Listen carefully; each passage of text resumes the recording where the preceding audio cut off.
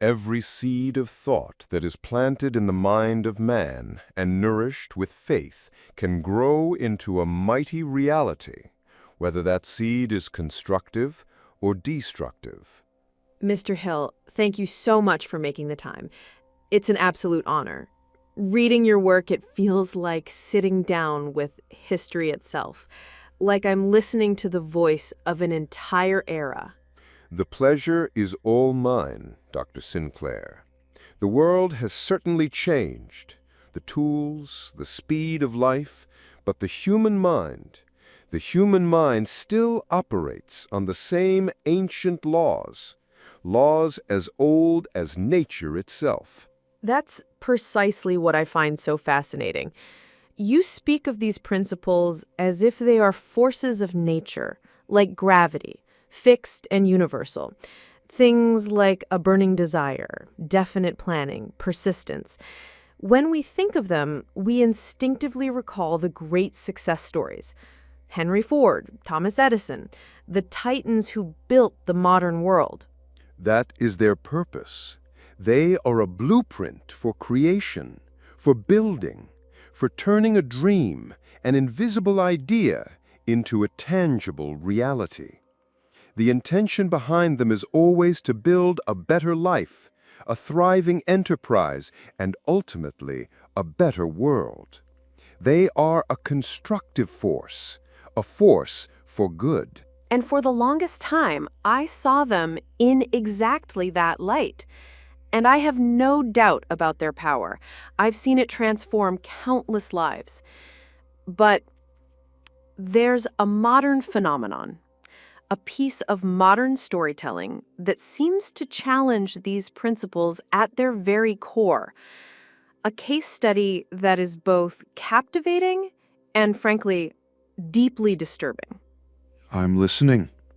There's a character, fictional, of course, but so psychologically resonant that he's become a global icon.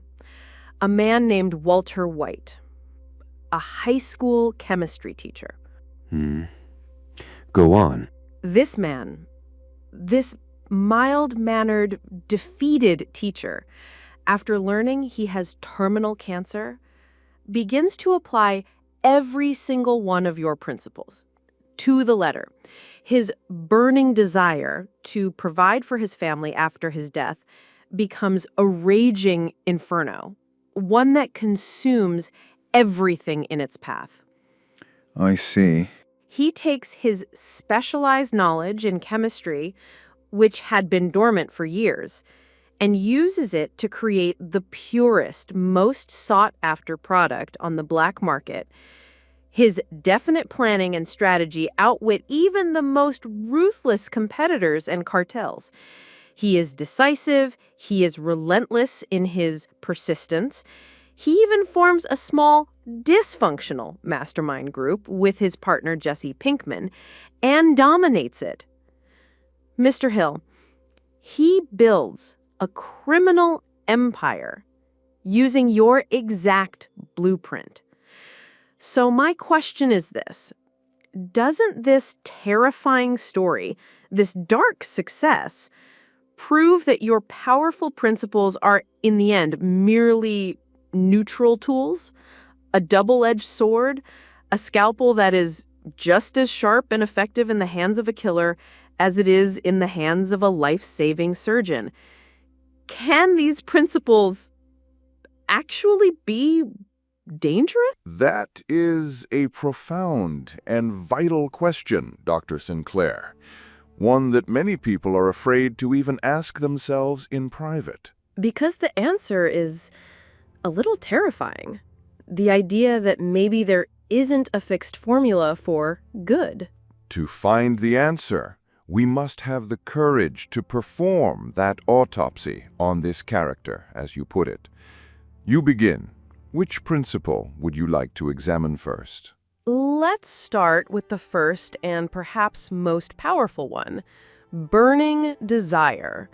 Walter White had it, didn't he? An all-consuming fire to provide for his family, a purpose so clear and so potent that it allowed him to overcome any obstacle.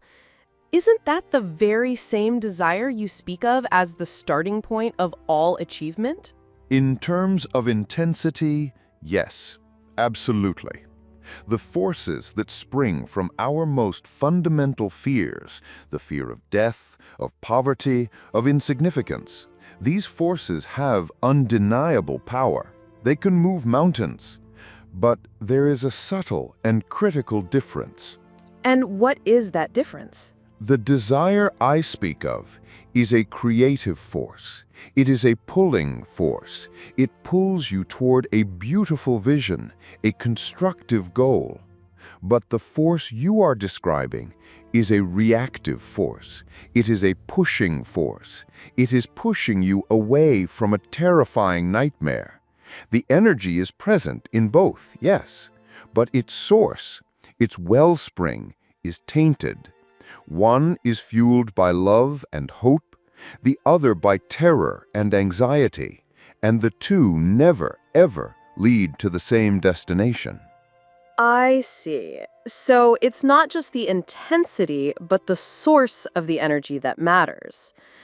All right, let's move to the next principle. Specialized knowledge. He was a brilliant chemist. He leveraged that knowledge to become the best in his field, even if that field was illegal and destructive. That seems to be a very direct application of your principle. Knowledge is power. It always has been, and it always will be.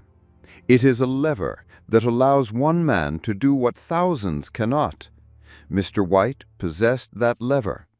But I have seen many men in my time, brilliant men, geniuses in their respective fields, whose hearts were not aligned with their minds. What happened to them? They also built things, yes. They built empires. But because those empires were not built on the foundation of serving a greater good, but only of serving their own ego, they were like palaces built on shifting sand, magnificent from the outside, but hollow and unstable within. Specialized knowledge without wisdom is one of the most dangerous combinations in the world. And his definiteness of decision and persistence, they were almost superhuman. He made ruthless decisions and never, ever gave up no matter the obstacle. In your philosophy, these are presented as key virtues. Persistence without a worthy purpose is merely blind stubbornness, Dr. Sinclair. And decisiveness without a moral compass is simply brutality. You are correct. Mechanically, from the outside, this man was using the engine of success. He had his foot pressed firmly to the floor. But, and this is the key, he was driving at full speed down a very dangerous road in the entirely wrong direction. So what was determining the direction? If the engine was working and the accelerator was pressed to the floor, was the problem with the steering wheel, the map, or was it the driver himself? Precisely. You have been examining the car's powerful engine this whole time, Dr. Sinclair, but you have overlooked the two most vital components, the control systems, without which that power is nothing but a blind, destructive force. And what were those two components? The first and most important piece, which is not so much a principle alongside the others, as it is the very soil in which all seeds of ambition must be planted, is a clear conscience. Lasting success, the kind of success that does not rob you of your peace, requires absolute harmony between your actions and your deepest inner self.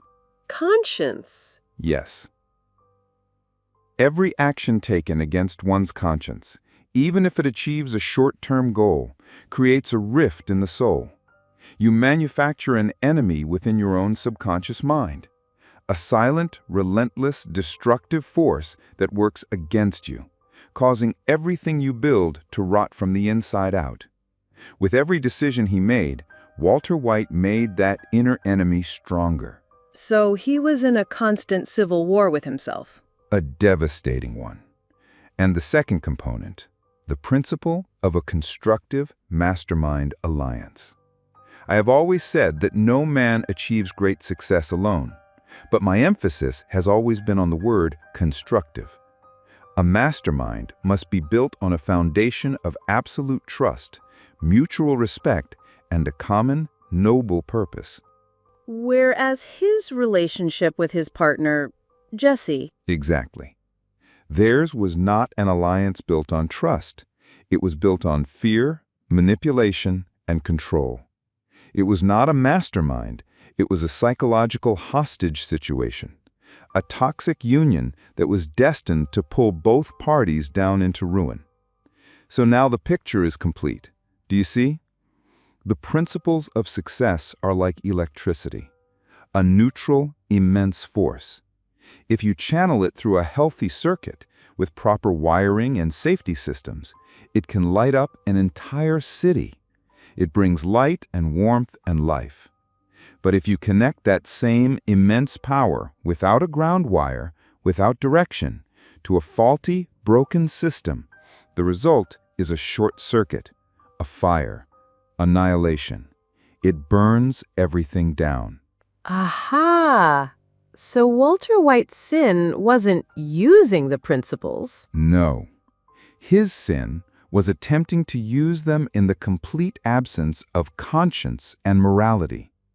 He lacked the moral filter that gives power both direction and meaning.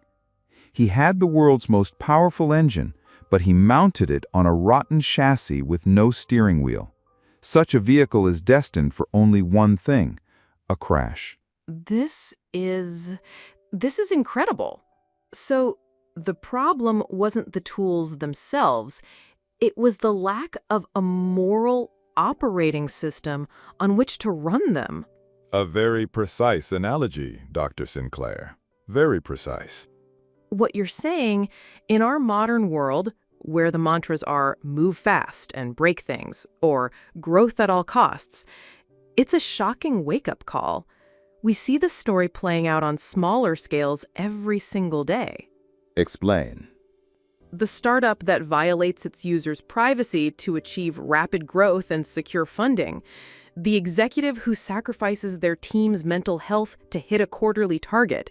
The corporation that ignores its environmental impact just to add a few points to its stock price. The influencer who spreads dangerous misinformation just for more engagement. Go on. All of these, they're just miniature versions of the Walter White story. They're all using the powerful engine of goal setting, specialized knowledge, and persistence on a chassis of broken ethics or a muted conscience. Everyone is driving at top speed, but very few are asking, where does this road actually lead? You have simply found new names for an old ailment. Growth at all costs. In my day, we called it unbridled greed. It is the same old demon, just dressed in a new suit. So you don't see this as a modern crisis, but as a timeless human weakness? Exactly. The laws of nature do not distinguish between a single man and a multinational corporation. Any system, whether it is the soul of a human being or the structure of an organization, that sacrifices its internal harmony for the sake of external growth will eventually collapse from within. It is a law. It is as certain as gravity. It may take time. It may look successful and brilliant from the outside for a long while, but the internal decay begins with the very first unethical decision. So then, for the ambitious person listening to this today, for the entrepreneur, the artist, the leader, how can they be sure they are on the right path? What is the practical tool, that moral filter you mentioned? The tool itself is remarkably simple, but its power is immense. Before embarking on any great project, any significant goal, ask yourself 3 questions in the quiet of your own mind, and answer them with absolute honesty. I'm ready. The first question: does this action serve the constructive good of myself and others?